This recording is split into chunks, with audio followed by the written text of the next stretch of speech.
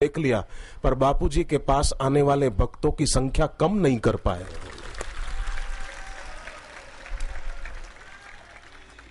अरे संत तुकाराम जी बोलते थे, महाराष्ट्र की महान विभूति संत तुकाराम जी बोलते थे कि सूअर के आगे आप रसगुल्ले, मिठाई, बढ़िया से बढ़िया खाने की चीजें रख दो, उधर देखेगा ही नहीं, वो तो नाली की गंदगी के तरफ ही देखेगा, उसकी नजर ही नहीं जाएगी। ऐसे ऐसे कोई निंदा करने वाले उनकी परंपरा के, तुकाराम जी कहते हैं, उनकी सत्संग की तरफ नजर नहीं जाती। बापूजी इतना अच्छा ज्ञान भक्ति का प्रसाद देते, उधर नजर नहीं जाती। संस्कार है ना, पिछले जन्मों के संस्कार काम करते हैं साहब। क्यों महाराज, ठीक बोल रहा हूं मैं? पिछले जन्मों के संस्कार काम करते हैं। तुकाराम जी तो बोलते थे कि कुत्ते के आगे पंचामृत का प्रसाद बना के रखो और दूध में चावल उबाल कर, दूध की खीर रखो उसके आगे, काजू बादाम और दूसरा ड्राई फ्रूट डाल के रखो, पर उसकी नजर तो हड्डी पड़ी होगी ना सूखी कोने में, उधर ही देखेगा, वो तो खीर की तरफ नहीं देखेगा।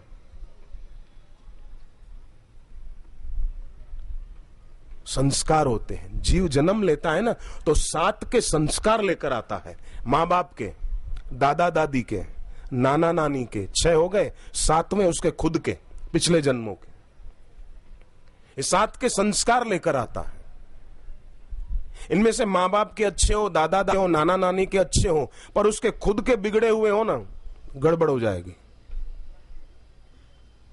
आप देखो, कर्ण को अच्छे संस्कारी माता पिता मिले थे, कुंती उसकी मां थी और सूर्य भगवान के अंश से जन्मा था, साक्षात सूर्य नारायण, आदित्य नाम अहम विष्णु, सूर्य के अंश से जन्मा था, पर इतने ऊंचे मां बाप के संस्कार उसके काम ना आए। दुर्योधन की दोस्ती नहीं छोड़ सका ये आदमी। तो खुद के संस्कार भी कई बार काम है। मां बाप अच्छे हो पर बेटा बेटी बात ना माने, मां बाप की गलत राह पर चले, तो उसके अपने भी संस्कार होते। तो निंदा करने वाले और अफवाह उड़ाने वालों के शायद खुद के संस्कार ऐसे होंगे, तभी ऐसा होता है। और भक्तों के संस्कार भक्ति के हैं तो भक्ति में आगे बढ़ ही रहे हैं, बढ़ी। अभी तो पहली संध्या है, कल देखो क्या होता है, परसों क्या होता है, कितनी भीड़ उमड़ती है। और ऐसा नहीं कि यहां पर गुरुदेव जहां भी जाते हैं, अभी सोलापुर में सत्संग था, आज दोपहर को पूरा हुआ, कितनी भीड़ थी। महाराष्ट्र के ऊर्जा मंत्री भी आकर बैठे थे सत्संग में, कितनी देर बैठे रहे। उसके पहले दौंड में सत्संग हुआ, वहां भी खूब भीड़ थी। नगर में सत्संग हुआ, अहमदनगर, वहां भी बहुत भीड़ थी। उसके पहले नासिक में हुआ, सागर उमड़ा था भक्तों का। कोई आदमी एक चम्मच में काला रंग लेकर नाव में बैठकर नाव चलाता हुआ समुद्र के बीच में चला जाए और काला रंग जो एक चम्मच है वो सागर में डालकर हिलाए, गोल गोल गोल गोल घुमाए घुमाए घुमाए। अरे क्यों घुमा रहे हो? बोले मैं सागर के पानी का रंग बदल देना चाहता हूं, तेरी जिंदगी पूरी हो जाएगी।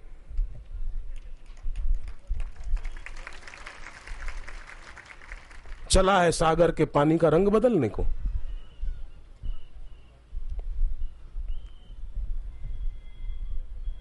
तो विवेक समृद्ध होना चाहिए व्यक्ति। विवेक केवल जागृत हो इतना ही नहीं, विवेक रूपी धन से माला माल होना चाहिए। और साधक सत्संगी मुझे नजर आते हैं, हवाई अड्डे पर भी कितनी भीड़ थी।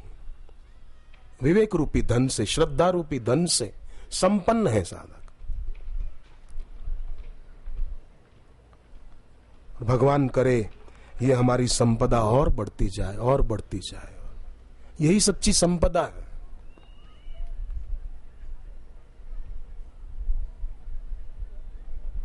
ये संपदा जिसके पास होगी उसके जीवन में क्रोध की जगह पर करुणा जन्म लेगी, काम की जगह पर निष्कामता अवतरित होगी, हिंसा की जगह पर प्रेम और दया के भाव जन्म लेने लगेंगे।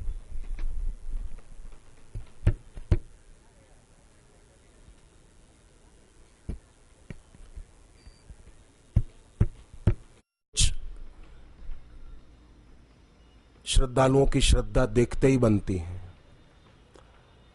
और मैं भी खुद चाहता हूं कि महाराष्ट्र वालों को बापूजी के सत्संग और सानिध्य का लाभ अधिक से अधिक मिले। और मुझे लगता है, मेरा दिल बोलता है, मेरा हृदय बोलता है कि महाराष्ट्र वालों को ऐसे ही बापूजी के सत्संग और सानिध्य का लाभ मिलता रहा ना, तो महाराष्ट्र से रत्न ज्यादा मिलेंगे जो पूर्ण गुरु की पूर्ण कृपा पाने वाले होंगे। अंतिम स्थिति आत्म साक्षात्कार, उस तक पहुंचने वाले हों। क्योंकि श्रद्धा जितनी अधिक होगी, भक्ति भावना जितनी अधिक होगी, उतना साधक को लाभ मिलेगा। शिरडी के साईं बाबा बैठे थे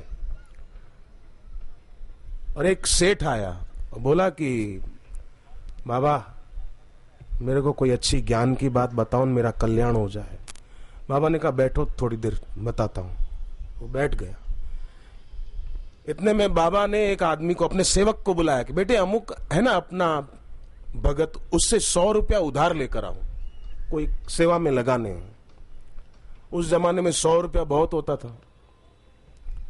और बोले अगर वो नहीं मिले घर पर तो अमुक दूसरा है ना अपना सेवक, उससे 100 रुपया ले आना, जा जल्दी जा। वो गया। थोड़ी देर बीती तो साईं बाबा ने कुछ प्रसाद उस सेठ को दिया कि ले सेठ एक खा ले प्रसाद। वो बोला नहीं बाबा आज मेरा उपवास है, उपवास वाले दिन मैं अन्न नहीं खाता हूं। बाबा ने कहा ठीक है। अब ध्यान दे, महात्मा अग्रदास जी ने तीसरा महापाप गिनाया है, महाप्रसाद को अन्न समझना। मैं पहले सोमवार का उपवास करता था, सोमवार को मैं अन्न नहीं खाता था। तो एक दिन सुबह सत्संग में जाना था, बापूजी ने मुझे प्रसाद में, मैं समझाने के लिए बोल रहा हूं, था तो प्रसाद पर वो अन्न था, और बापूजी ने एकदम दिया कि खा के जाना। तो गुरुदेव ने अपने हाथ से उस बर्तन जो था मेरा उसमें डाल दिया, खा के जाना। मैंने देखा, मैं बहुत आनंदित हुआ और मैंने सहर्ष वो खा लिया, फिर गया। फिर दोपहर को बापूजी ने पूछा कि तूने भोजन किया? मैंने कहा बापू आज मेरा सोमवार है, अन्न नहीं खाता। बापूजी बोले सुबह मैंने दिया वो तो खा लिया था। मैंने कहा वो तो प्रसाद था गुरुदेव के हाथ का, वो अन्न नहीं था साहब, महाप्रसाद था वो। बापू प्रसाद दे और बोले कि आज मेरी एकादशी है, तेरी एकादशी को घर पे रख के आ तू। गुरुजी प्रसाद दे रहे, महाप्रसाद है सदगुरु के हाथ का, और बोले आज मेरा उपवास है, आज मेरा उपवास है। नहीं तो साईं बाबा प्रसाद दे रहे थे और बोले हाँ मैं अन्न नहीं खाता आज के दिन, मेरा उपवास है।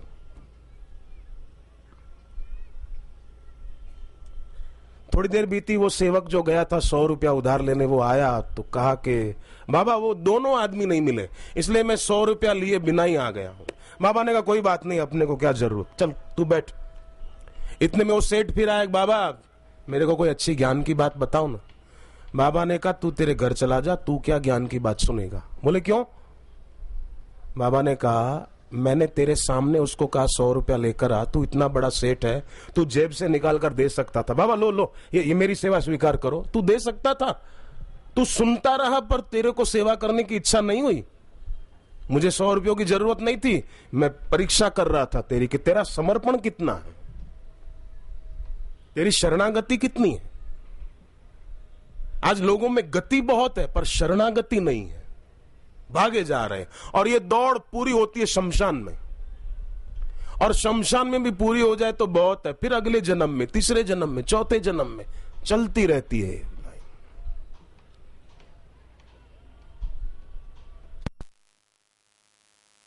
तेरा था और तू बोले कि आज मेरा उपवास है, तेरा समर्पण नहीं है। तू अपनी मान्यताओं को, पूर्वाग्रह और हठाग्रह से, दुराग्रह से तू पीड़ित है। नवग्रह इतनी पीड़ा नहीं देते जितना आदमी का दुराग्रह पीड़ा देता है। इसलिए समर्पण की बात है। और समर्पण उसका मतलब ये नहीं कि नागपुर में रहते और छोड़कर आश्रम में आ जाए, बोले मैं समर्पित हो गया, मैं समर्पित हो गई। नहीं, ये समर्पण नहीं, समर्पण क्रिया नहीं है, समर्पण एक समझ है। और समझ माने क्या कि दूसरी वस्तु और व्यक्ति से सुख लेने की इच्छा जहां चली गई, वो व्यक्ति नागपुर में बैठा है तो भी सदगुरु के चरणों में समर्पित है, और अमेरिका में बैठा हो तो भी गुरु चरणों में, ईश्वर के चरणों में समर्पित है। समर्पण एक समझ का नाम है। बाकी तो कई लोग बाहर से समर्पित होने के बावजूद भी फिर गुरु के विरोध में भी स्वर देते हैं। जुदास ने जीसस के विरोध में स्वर दिया, 30 सिक्कों की खातिर बिक गया वो। देवदत्त बुद्ध का भतीजा था, सगा भतीजा भगवान बुद्ध का, और बुद्ध बैठे थे उनको मारने के लिए, चट्टान लुढ़काई ऊपर से। सगे भतीजे ने ऐसा किया। ये तो चट्टान पत्थर जानता था कि ये महापुरुष है, इसको कैसे मार डालूं। 2 टुकड़े हो गए, बुद्ध तक आते आते चट्टान के 2 टुकड़े हो गए और वो दोनों बुद्ध के दाएं बाएं तरफ निकल गए। भगवान बुद्ध सुरक्षित रहे। निंदा करने वालों से तो पत्थर अच्छे हुजूर, पत्थर जो समझते हैं कि ये संत हैं, मैं इनको कैसे कुचल डालूं।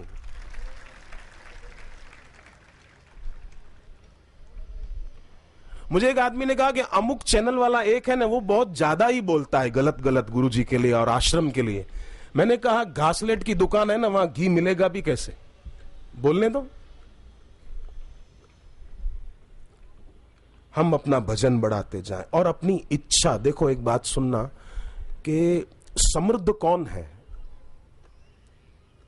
तो कोई बोलेगा जिसके पास बहुत पैसा हो, बढ़िया मकान हो, बढ़िया गाड़ी हो, बढ़िया कारोबार हो, समृद्ध है। शास्त्र कहते हैं समृद्ध वो है जिसकी इच्छाएं कम है, वो समृद्ध आदमी है। जिसकी वासनाएं जितनी कम, वो उतना ज्यादा संपदावान है। कबीरा यह जग निर्धना, धनवंता नहीं कोई, धनवंता सोई जानिए जाको राम नाम धन होई।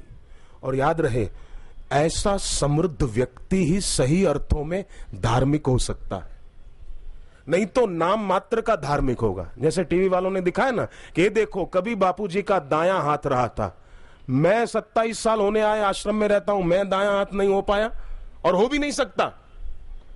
वो साक्षात परब्रह्म गुरु मानव के रूप में दिखते हैं, पर वो मानव नहीं, साक्षात महेश्वर है।